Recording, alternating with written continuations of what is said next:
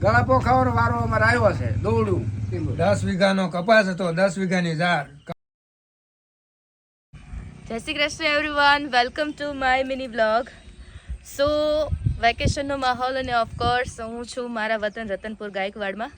છેલ્લા કેટલાક દિવસથી વરસાદને લઈને કોઈક સારી રીલો બનાવે છે ને કોઈક સેડ રીલ બનાવે છે, પણ આજના મિની બ્લોગમાં મને એવી ઈચ્છા થઈ કે ખરેખર વરસાદને કારણે ખેતરમાં જઈને એકવાર ફીલ કરવું છે કે જગતનો તાજ જે ખેડૂત છે, કારણ કે વેકેશન કરવા આવેલા લોકોને તો ઓફકોર્સ ઘણા બધા લોકોએ સ્ટેટસ મૂક્યા છે કે hashtag Saputara, hashtag my village, પણ હકીકતમાં એ ખેડૂતની દશા શું છે એ વસ્તુ ફીલ થાય તે માટે થઈને હું આવી ગઈ મારા ગામ રતનપુરના જે ખેતીવાડી વિસ્તાર છે ત્યાં હું અને મારા કાકા આવ્યા હતા.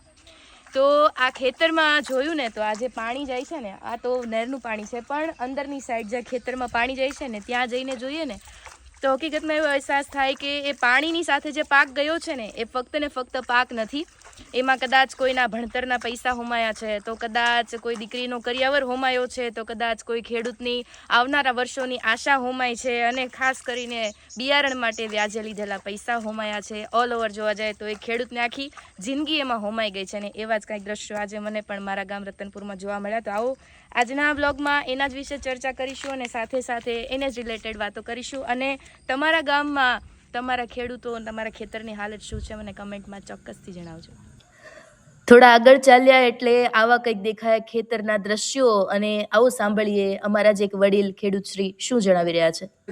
જાહેરમાં નુકસાની પાણી ભરાઈ ગયા છે, બળી ગઈ અને પાણી હજી ઉતરતું નથી. એટલે પૈસા લઈને મેં બિયારણ નાખ્યું, મતલબ પૈસા બોલો કાઢવું ક્યાંથી? સરકાર કાંઈ દેતી નથી. શું કરવું? જુવાર હતી એમાં પાણી ભરાઈ ગયું એટલે બળી ગઈ. પછી 20 વીઘાનો કપા હતો, પાણી વધારે આવ્યું એટલે બળી ગયો. હવે આ બધી નુકસાની ક્યાં લેવા જવાની? 10 વીઘાનો કપાસ હતો, 10 વીઘાની ઝાર. કપાસ આ લણવાની તૈયારી હતી, જતો રહ્યો બધોય. ઝારે બળી ગઈ. ત્યાંથી થોડા આગળ આવ્યા અમારા ગામના હનુમાન દાદાના મંદિરમાં. દાદાને પ્રાર્થના કરી કે દાદા, ખેડૂતોને આવી માવઠી દશા થઈ છે, હવે તમે જ કંઈક કરજો, મેઘરાજાને કહેજો ખમૈયા કરે. આ હતા કંઈક અમારા ગામના દ્રશ્યો. ત્યાંથી આવીને જોયું ને તો એક વાત એ સારી લાગી કે પશુને લીલો ચારો મળી રહે છે, પણ લીલા ચારાથી કંઈ નહીં થાય, ખેડૂતને અનાજ તો પેદા કરવું પડશે ને. આખરે ખેડૂતની આજીવિકાનો સવાલ છે. બસ આવી કંઈક વાત અને વિચાર સાથે હું અને મારા કાકા ફરી એકવાર અમારા ગામમાં અમારા ઘર તરફ જવા રવાના થયા.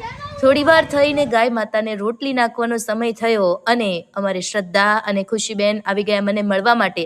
તો આવો અમારા ગામના વડીલો સાથે તમને મળાવીએ. આ છે અમારા પંખુ.